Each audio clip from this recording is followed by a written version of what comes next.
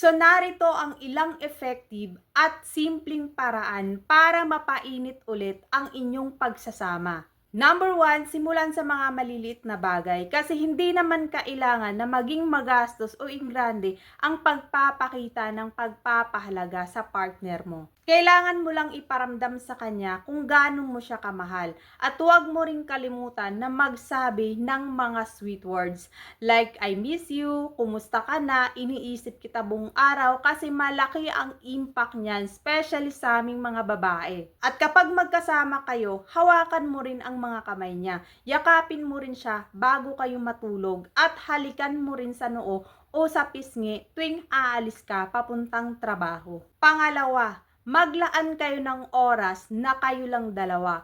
Kasi isa to sa reason kaya nawawala ang lambing o ang init ng pagsasama dahil sa kakulangan nyo ng oras sa isa't isa. At gawin nyo ang mga bagay na ginagawa nyo nung bago pa lang kayo. Pangatlo, alamin ang love language ng partner mo. Alamin mo kung ano ang pinakagusto niya na ginagawa mo.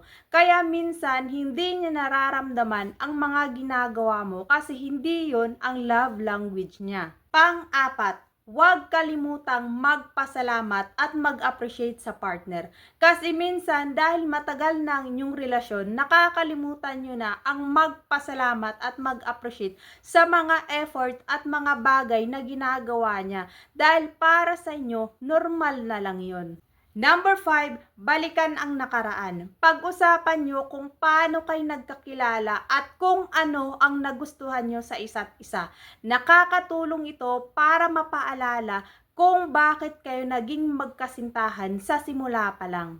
Kaya laging tatandaan na ang init ng inyong pagsasama ay parang halaman, namamatay kapag napapabayaan. Kaya maging consistent para hindi lumamig at tuluyang mamatay ang inyong relasyon.